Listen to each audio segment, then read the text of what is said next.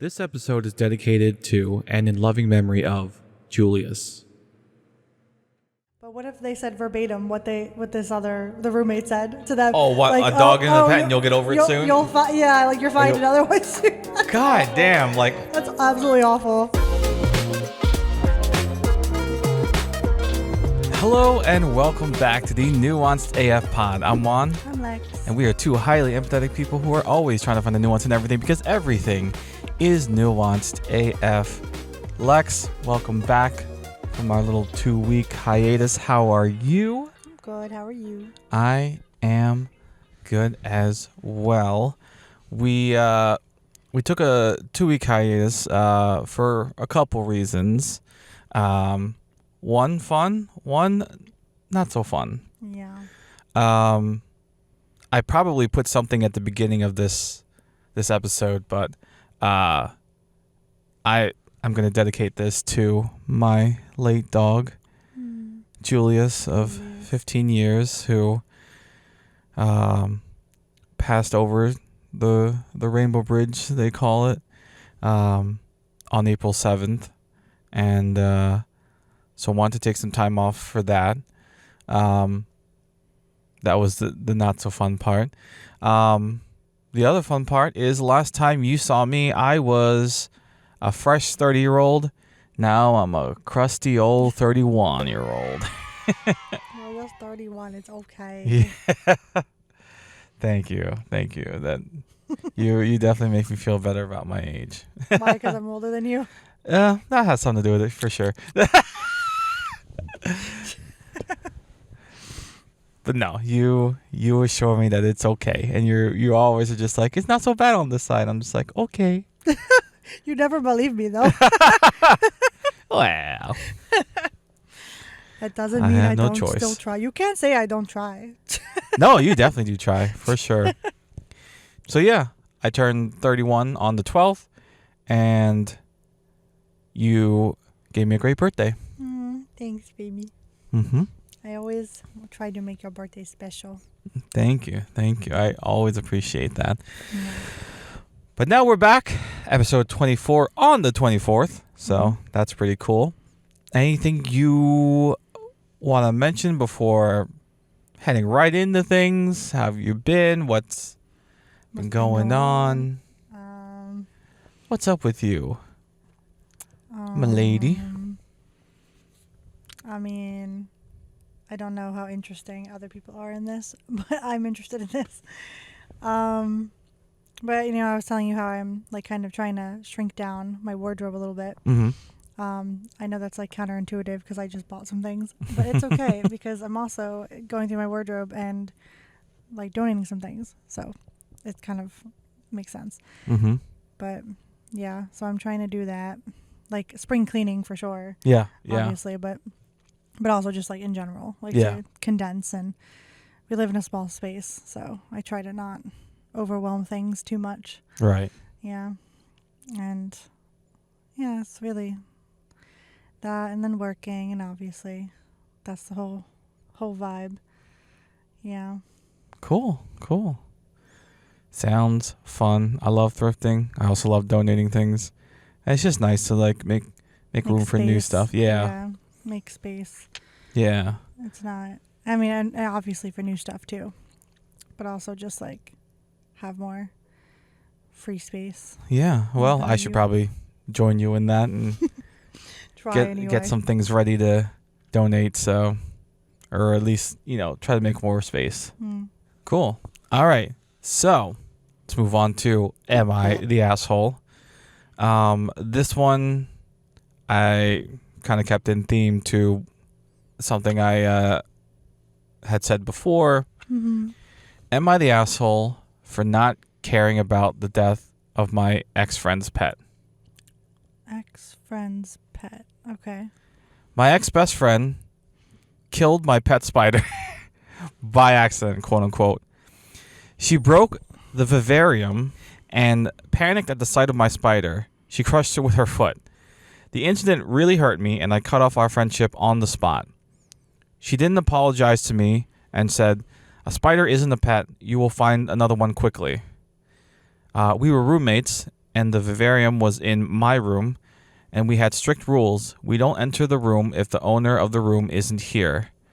She contacted me saying her dog was run over by a car, and she was devastated, like she was ugly crying. I just said, sorry, and I hung up. I ignored her calls and messages after that. Last thing I know, all our mutual friends messaged me saying I was rude to her, she needs support. I don't think I'm the asshole here. She isn't my friend anymore, and I remained nice to her. Reddit, am I the asshole? Well, I think it's more of like a question of like, do you remain, well, they said that they do remain nice to this person, but like they didn't give you any sympathy or consideration, so then therein do you not give them sympathy or is this or an consideration? eye for an eye situation, or is this you should do better situation? Yeah. I think that depends on your viewpoint. Yeah. The first reply to this post was, her stepping on your spider doesn't mean her dog deserved to die or anything, but if she can't be a good friend to you and apologize for killing something you cared about, you don't owe her the support she held back from you. You were a little rude to hang up on her, but not the asshole. Treat others as you'd like to be treated and all that. Yeah, I would say that's pretty I think accurate. you found the balance. So you found like the middle ground of like where that nuance what's like is. Appropriate. Yeah. Yeah, because like just because like her or this person's roommate didn't understand that this spider was a pet, like that might be like unconventional or like unorthodox, but like that doesn't mean that it's not, you still don't care / love this creature, right? Yeah. I think that's like, I wouldn't personally have a spider as a pet, but that doesn't mean other people aren't interested and want spiders as pets. So people have like tarantulas as pets, and people generally view them as pets. Yeah, so. Buzz McAllister, I'm looking at you, but yeah, I have a real. So I'm like, and obviously this wasn't like a tarantula, but same like arachnid type like situation. So I'm like, just because you don't understand it doesn't make it wrong or not okay. Yeah. Yeah, like so it's weird for the roommate to be like, oh, I want sympathy for my dog passing, and then not give sympathy for like this because that's a more normalized type of pet. Like, yeah, exactly. You are owed sympathy. Yeah. But a lot of that was lost when you didn't give it. Especially for this particular person. Yeah. Like that's the big like you're problem. seeking their sympathy. That's just like that's going to be a hard sell. 100%. Especially since like this person said they're not really friends anymore. So it's like, yeah, you're still owed sympathy because like that's a sad thing that happened. But also seeking it from this specific person seems like an oversight on the other person's part to be like, oh yeah, maybe they won't be okay with that because it's like I didn't give them any sympathy. So. Especially when it seemed like it was kind of low-key their fault that they killed their spider. So yeah. So like, yeah, absolutely. Yeah. And I feel like I would never say to someone that like whatever pet they had wasn't a pet. Oh yeah, just get over Even it, basically. Yeah, and definitely not just get over it, but yeah, like that's not cool. Yeah, like. I'm not saying that this person should have done this, but what if they said verbatim what the roommate said to them? Oh, what, like, a dog and a pet, and you'll get over it soon? Like you're finding another one soon. God awful. Damn, like that's absolutely awful. Yeah, that would definitely be like kind of just desserts, give them a taste of their own medicine. Just desserts for sure. Like definitely don't do that, but this is a little bit harder where like it's just like, do you give them a taste of their own medicine type taste vibe. of their own medicine, or do you be the bigger person? Yeah. I would definitely opt to be the bigger person, but I wouldn't begrudge somebody, like, if they were, like, to be like, oh, I'm going to give them a taste of their own medicine. Like, I would understand that perspective as well. Here's another reply that I really liked. It said, if it were me, I would send a text saying, I'm sorry your dog died. I know the pain you're going through, as I went through it when you killed my spider. Oof. Maybe in time we can repair our friendship, but for now I still need space. Yeah. I think that's well nuanced too. It's just like you're giving sympathy, but you're still like keeping that boundary. Yeah, exactly. Mm-hmm. Yeah, but it seems like this person's also still angry at their ex-roommate or whatever for killing the spider, which, justifiably so. So I can see like where they're maybe not in a place to really even give like the sympathy. Yeah. Yeah, I can understand that. That is very, very nuanced. Yeah. Again, like it could be an animal that I definitely don't agree with, like as having a pet. Like I would never have it as a pet for myself, but if it's important to someone, like and they're grieving the loss of that, like I don't care what. It could be a snake, it could be a bear. Yeah, because I think on some level it's like it's a creature you're taking care of, so you form a bond. Yeah. So I get it. So yeah, I never tell someone that what their pet isn't a normal pet and that you'll get another one quickly or like you'll get over it. That's just a little heartless, a little like callous. Yeah, a little callous to say that. So just because you don't understand it, it's not cool. Yeah. I also meant to plug this at the beginning of the show, but if you want a more intimate deep dive into some of the things like I felt about losing my dog, I do have a new entry for my other podcast, Wandering, that I'll leave in the description. So if you want to hear more about that, it'll be there for you to listen to. It'll just be me on there. So yeah, if you're interested, it's there. Okay, anything else you want to say about this one? Nope. All right, yeah, don't go killing people's pets, even if they're like spiders. And real. I understand arachnophobia is like also very real, but very, very real and like very common. Yeah, true. But especially if it's like, it could be your roommates. Like like on some level you agreed to that when you decided to go in with the roommate situation, unless like they didn't tell you for whatever reason. But that seems like also not wrong. A good thing. Yeah, like you definitely tell people about that. Yeah, I would just run away, or at least I would try to like contain it. Oh yeah. And then run away. I think that would be the best case scenario there. All right, cool. Well, that's going to do it for Am I the Asshole this week. It's time for our favorite portion, TikTok. And we have quite a few. Okay. Yeah, I added a few I think here. about three to the list since we last spoke. How likely is likely? Yeah. Okay.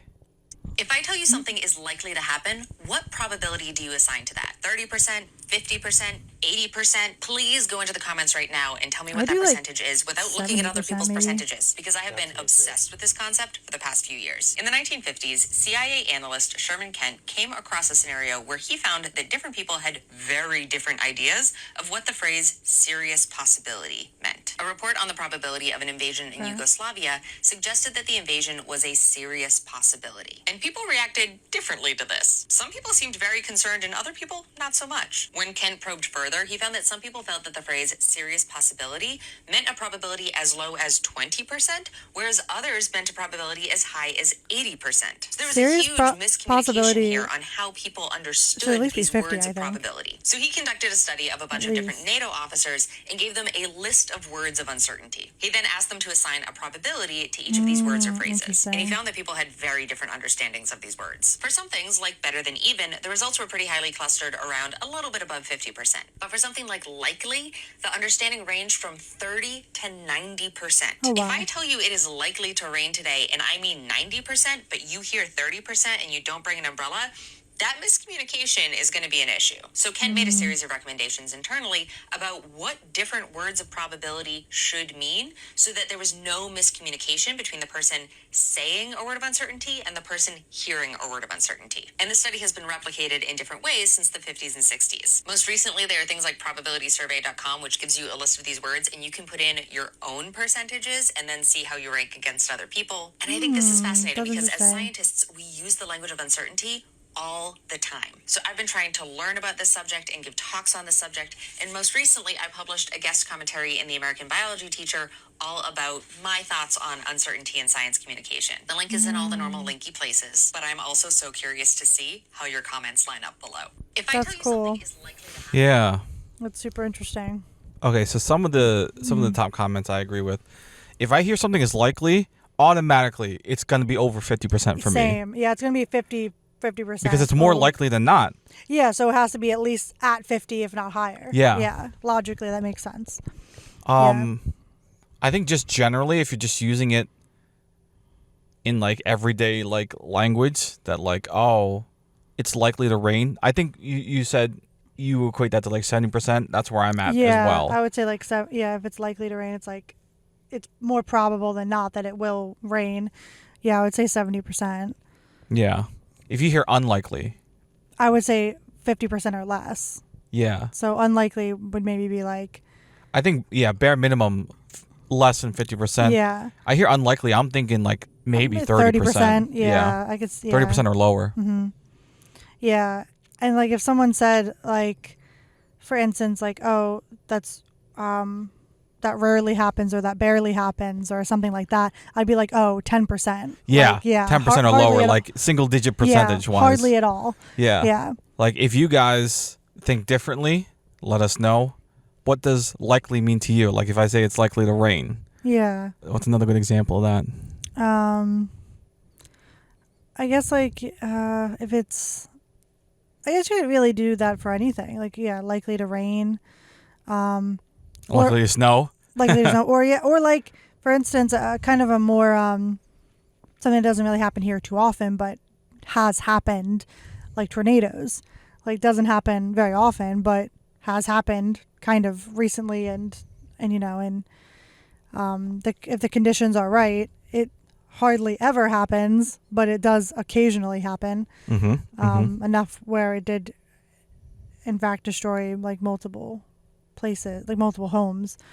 So I don't know, like that's interesting. I think probability is already like an interesting concept. And then like how language factors into that is also interesting, because I have a hard time like understanding like why if you said something was likely to happen, why would you think it was like 30%? Like, you know, why would you think, I don't know, like do you think that the people are just being like kind of extra with what they're saying? Like when kind of like when people say literally but they don't actually mean literally. Yeah. They mean like figuratively, but they say literally. I think this kind of exposes if you're like a glass half full or half empty kind of person. Yeah, true. Which is because I think maybe depending on who's saying it's likely, that's how you're adjusting your expectations of it. Yeah, like so maybe that context matters. You're not taking it as like a just face value thing. You're depending on like who's telling you, like the context matters. Yeah, like if you're very distrustful of like weather people and someone and they're just like, it's very likely going to rain or it's very likely to snow, they'll be like, yeah, you'll dismiss it. Maybe it'll snow then. Maybe I give it a 20% chance. Yeah, which is hilarious because it's like, what credentials do you have, person? Like, my balls. Right, exactly. It's like, and sometimes it's true. Like sometimes like weather people aren't perfect, but like weather isn't a perfect science, so it's like that's not even fair.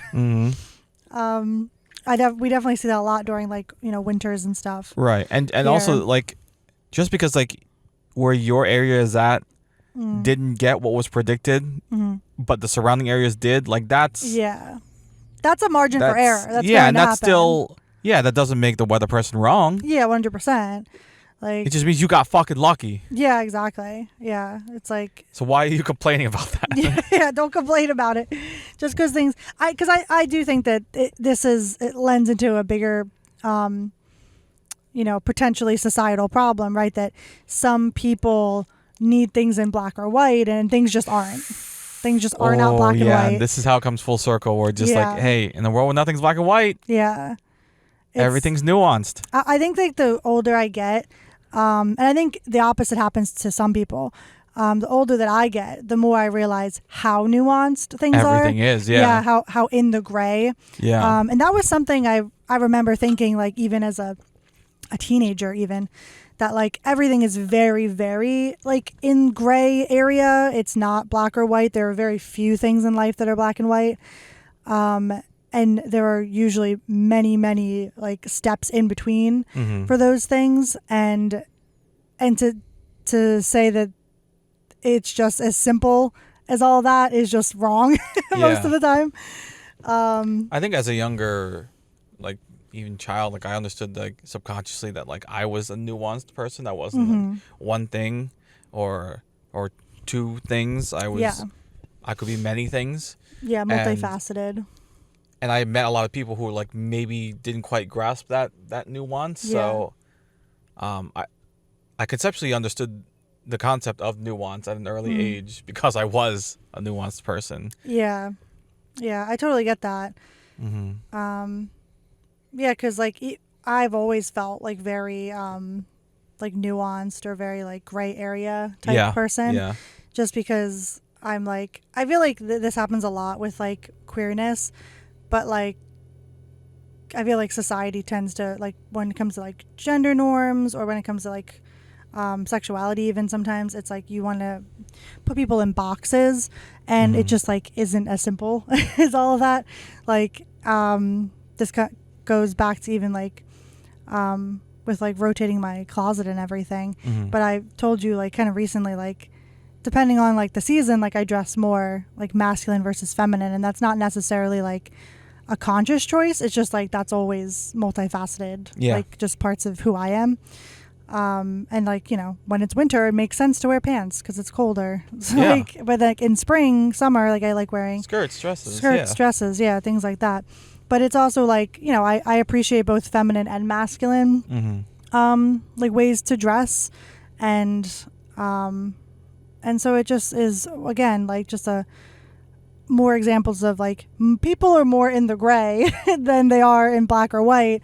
I've never been like a black or white, like this or that kind of person. It's just always more in the middle. Yeah. Yeah. Yeah. I do think that black or white thinking is sometimes a detriment. It's very much a detriment. Yeah. But yeah, like we always say, everything is nuanced AF. Yeah, exactly. Yeah. I don't understand like people who get older. How do you not get more curious about things? Yeah. Some people just stay stuck. And I think that that's like seems like a sad way to live your life. Yeah. Yeah. Yeah, like we said, it's more or less detrimental.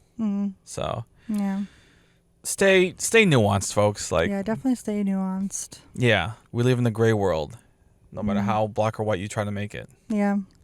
I like that conversation that was just prompted by like, how do you interpret what likely means? Yeah. I like that was a good one. Yeah. I like that. All right. Another Go ahead and choose another one. Let's see. Harassing kids in Target. This one's kind of long. Why are you harassing kids in Target? That's okay. You might have fallen for my trap. Are kids harassing people in Target? Is that the nuance? Like the people aren't harassing children, kids are harassing other people. Is that it? Bingo. Okay, I hate being that person that tries to tell parents how to raise their kids. Ooh. But if you have a kid who's around 10 years old, you should not be letting your child wander around a store unsupervised, okay? Case in point, I was with my friend the other day, and we went to Target because we were trying to find a game that we wanted to buy. And when we went to the game section, there were these two girls who were around the age of like anywhere between like 9 to like 11, probably. And they start trying to talk to us. Which was fine. Like, they're just being goofy. They were just started being goofy, like making silly faces and that sort of thing. But it just started to progress and get a lot weirder. They were out of the game that, like, we wanted. And so me and my friend were trying to find a Target employee to ask, like, hey, is there any other Target in the area that might have this, whatever. We're trying to talk to this Target employee, and they're like, they followed us to this guy. They're talking over us, trying to ask this guy questions and stuff like that. He quickly walks away after answering our question because he doesn't want to deal with it. Valid. Neither, like, I wouldn't have wanted to deal with that either. Yeah, I do not like, blame okay, that guy bye. whatsoever. They're being, like, really disrespectful, really rude. They're, like, throwing things on the ground. And eventually, me and my friend decide we're going to leave the store because they didn't have the game that we wanted, so we're just going to head out. We're walking out of the store. These girls start following behind us. That's weird. They had like some squeaky toy in their hand, and they started squeaking it in my ear. They're just like talking to us nonstop, talking our ears off, like asking a question. Are you in high school? Are you in college? Do you go to such and such school? Do you da-da-da? All this stuff. And they're trying to like take pictures of us, take pictures with us, just being super loud, right? We start eventually we get to the door and we go past the sensors and they start yelling, beep, beep, beep. Oh, they stole something. Manager, they stole something. And I'm like, okay, what are you doing? Like, so we walk out of the door and at this point I'm thinking, okay, they're probably going to stop behaving like this. As soon as we walk out the door, they're probably going to turn around and go back in Target because they're probably doing their own thing in Target. They also had like these other 2 little kids with them that were probably between the ages of like 6 and 9. And they had like wandered off by themselves. Again, why are you letting your kids do this? What is this? Where are your parents? But we're walking out and these girls follow us outside. So now we're outside. We're trying to walk back out to the car and they're following us. So my friend turns to me, she's like, we are not going back to my car, because at this point they're behind us telling us, they're like, oh, can we get a ride from you? Can we go in your car? Can we get a ride?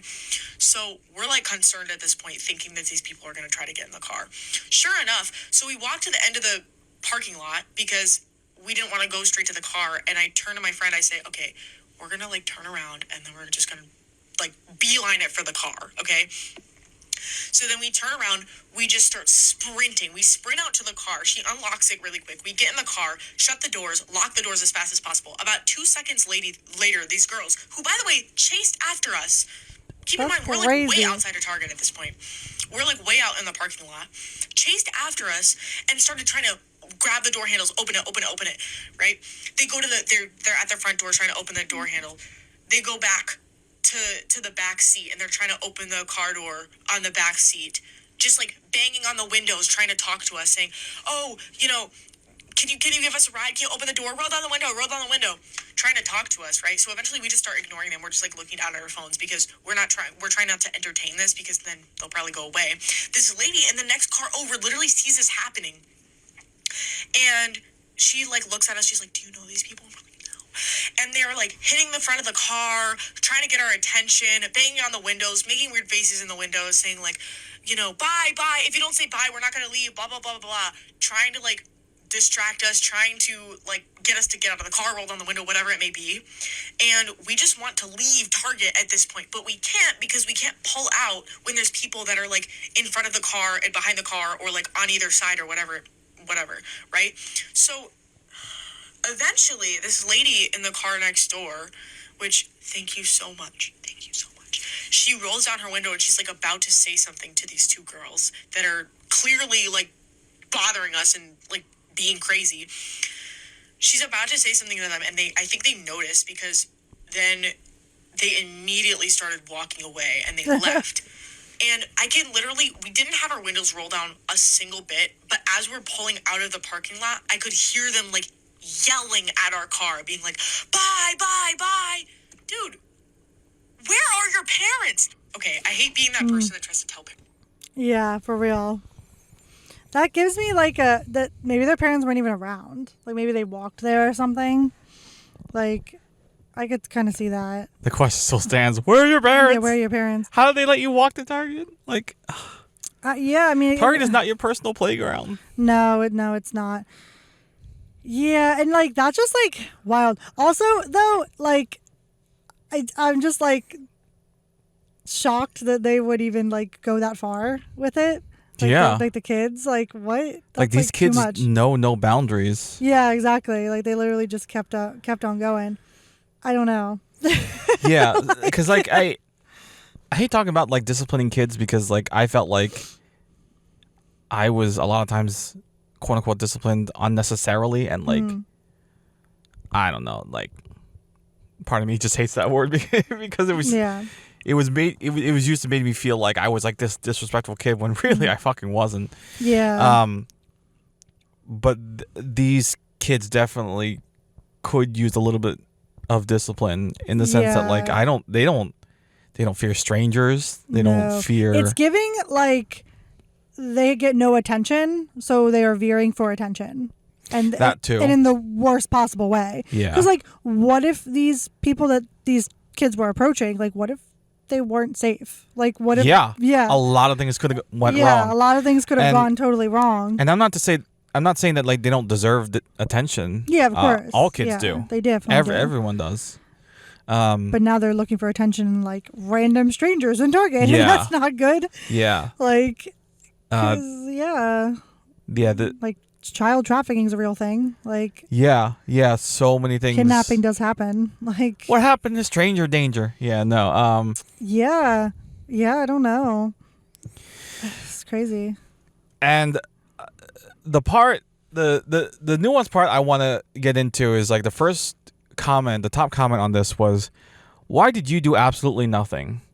And now this is where it starts to get a little bit divided, because the first reply to that is, well, she's not responsible for those kids, which I also agree with.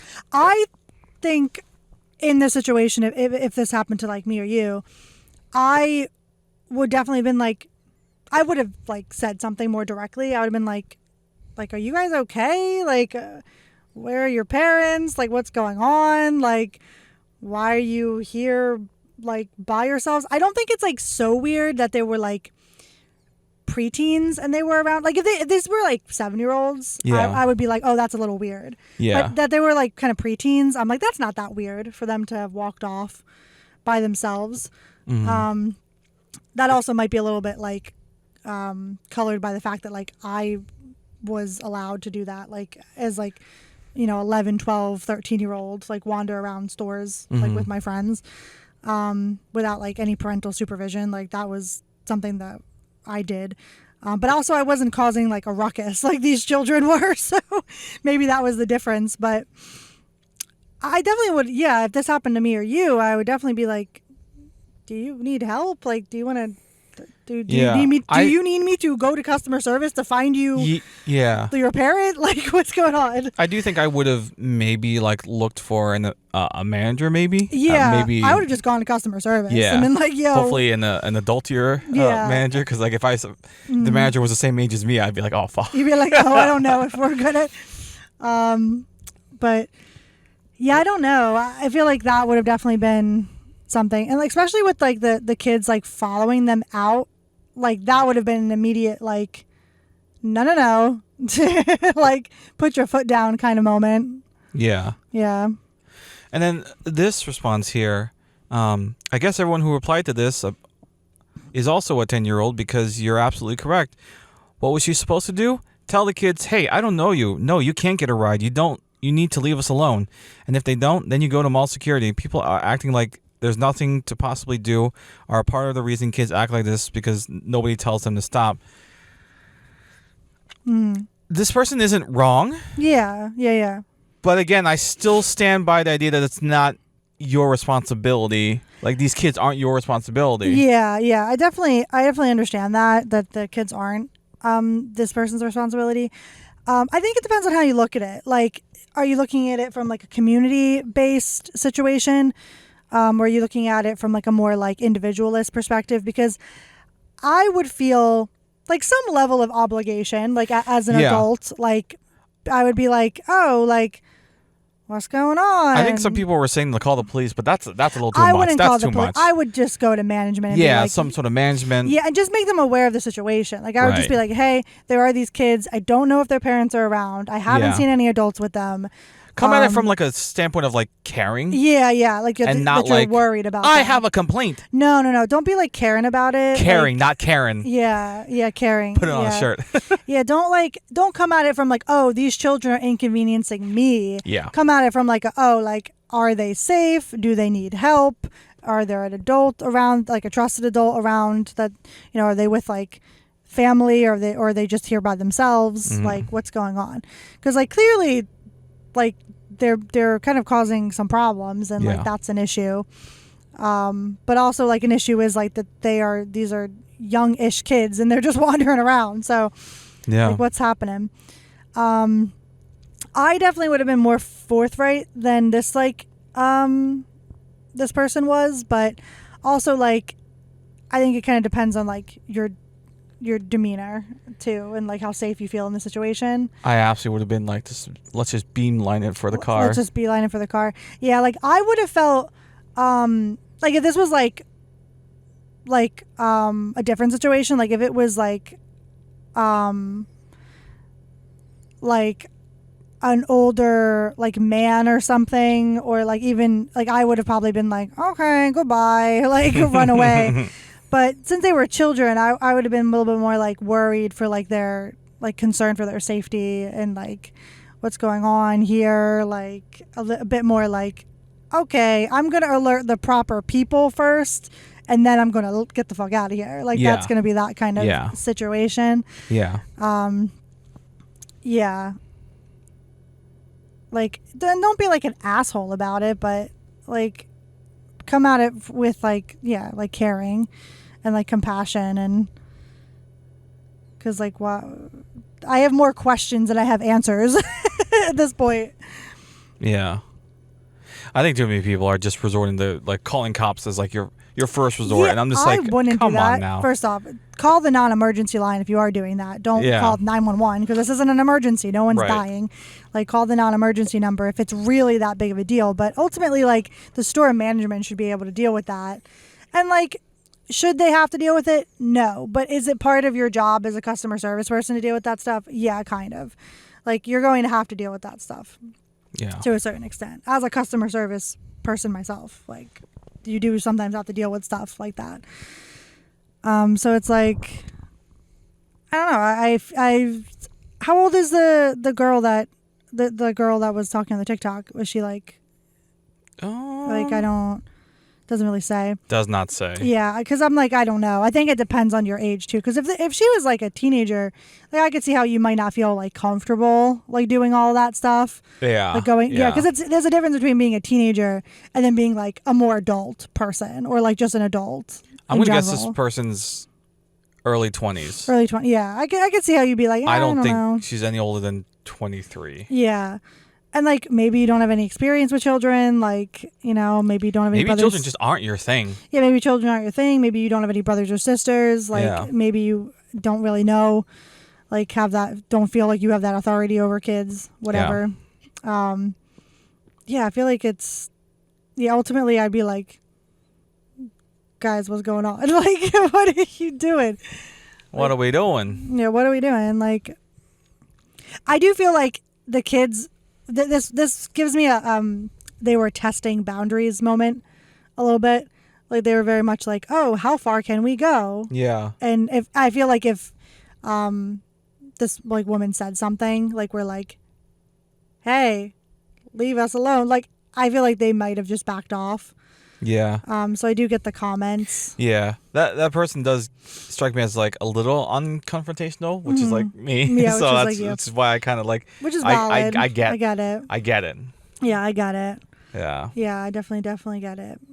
But yeah, there's a certain point where I'm like, what the fuck? Like, you know, like, you can only push me so far until I'm literally like, bro, we need to have a conversation. Yeah. Like, because I'll let a lot of things go, but then shit like that, I'm just like, okay, you're being like disruptive and frustrating to like many a person at this point. Like, we need to say something. Yeah. Moral of the story: if you see something, say no. Okay. I don't know. Teach your kids a little bit of boundary, a little bit of like. Yeah, like. Because I just can't help but think that, like, if they did that to the wrong person, like, those kids would get scooped up real quick.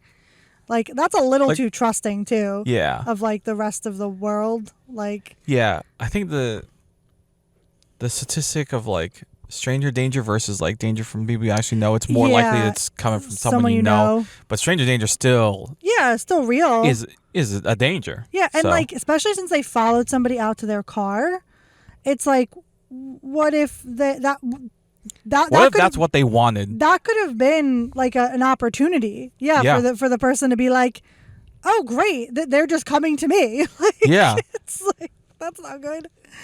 You could have made the wrong person's job very easy. Yeah, you could have made the wrong person's job very easy, and I'm like, that's definitely like they're not thinking about like the dangers in that way. Yeah, you know, it's like, I don't know. I think maybe that's the difference too, that like we grew up very much with like stranger danger sort of mentality, like taught to be a bit more aware of like our surroundings and like things like that. Yeah. You know, always have a buddy system kind of deal. Like, when we were in Target yesterday, I was just like, I hope no kids come and harass us. When you were thinking about that, because I was I was thinking of this that's TikTok. Like so odd because like as an adult, I've never had a kid harass me. Like I've always been like, oh, look at you, cute. Like I've never had a kid like straight up follow me like that unless they were like a toddler. Yeah. And they like had no concept of like, you know, personal boundary because they're literally a toddler. Like, right. So I don't know.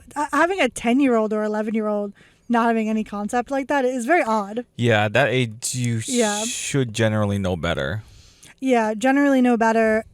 Or just like, I don't know. Like, that's also like giving like peer, like how they were treating this woman and her friend, like as they were peers, like same age group, and they're not. It's like that's a whole ass grown person like that you're talking to.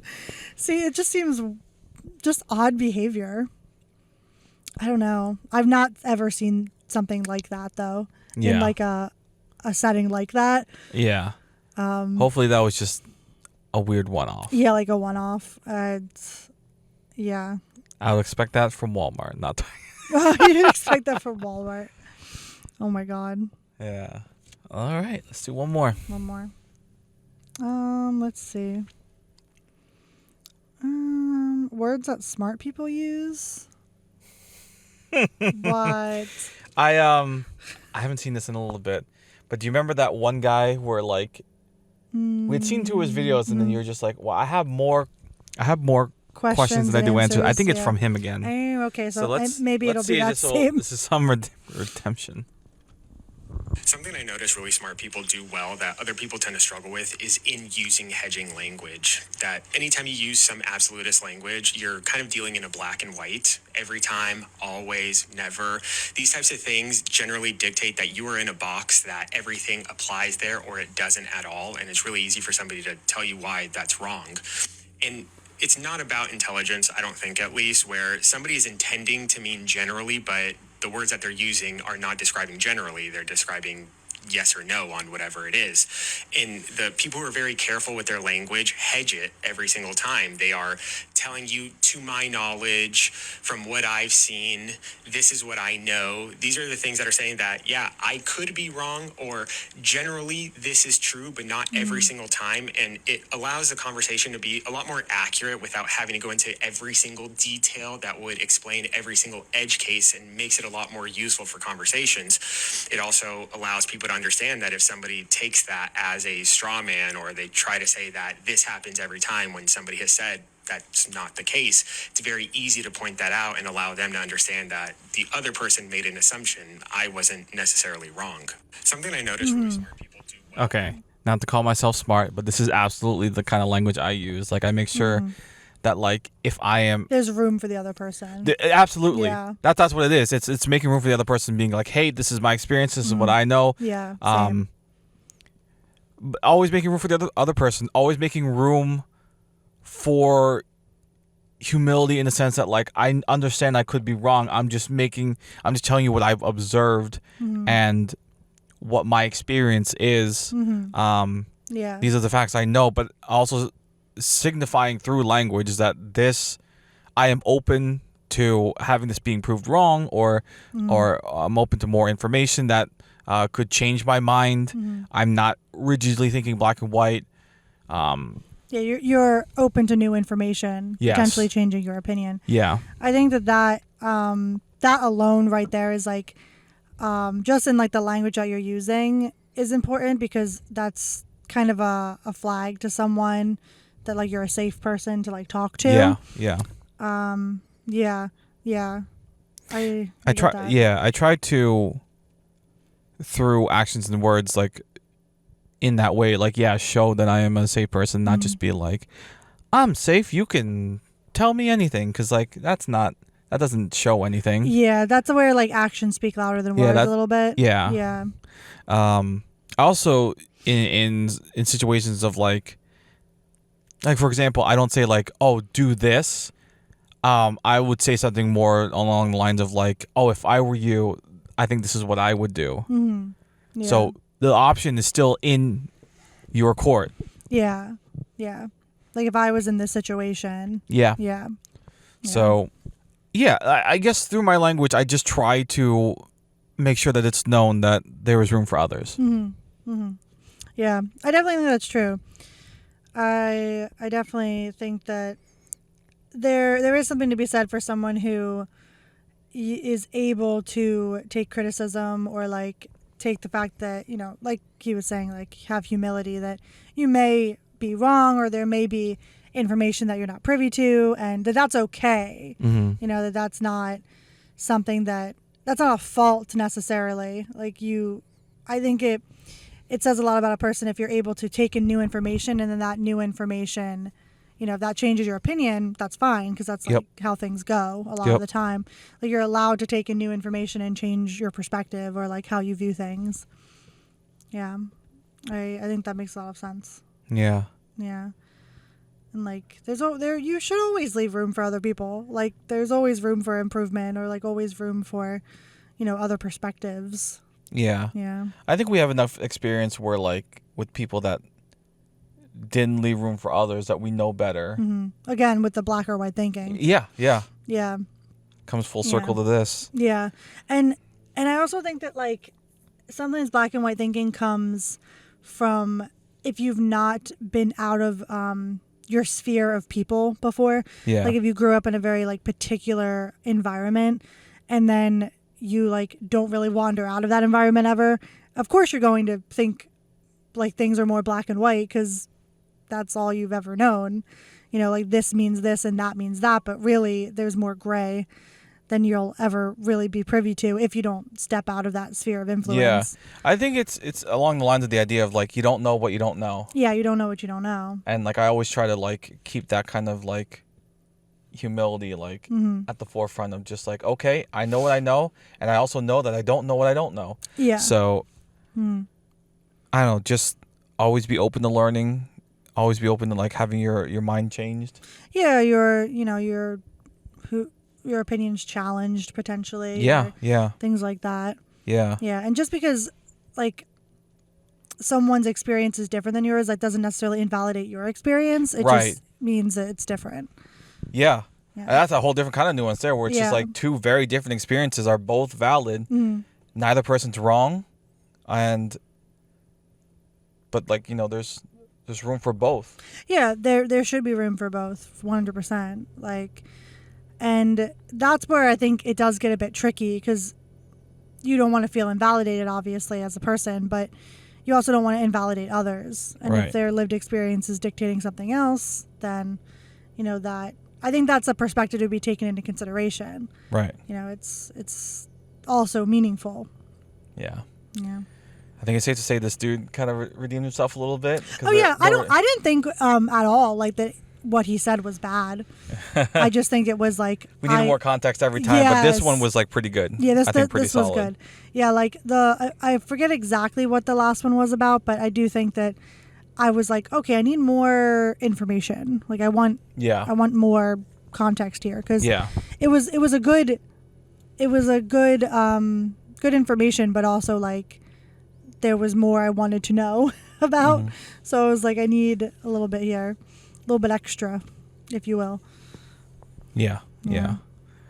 Cool. All right. Anything else you want to say about that before we close it out? No. I think I'm good. What about you? In the great words of Kendrick Lamar, hip hop is not my forte, but is he the one that's like, sit down, be humble? Oh God, I hope I don't get roasted for that. I am very not knowledgeable with that side of things. But be humble, folks. Don't speak in absolutes. Yeah. Always hedge your language. Okay, so that's going to do it for us for this episode. Thank you so much for joining us and listening. If you don't want the party to end, consider joining us over on Patreon where we do extra content and record for a few more minutes after the episode ends.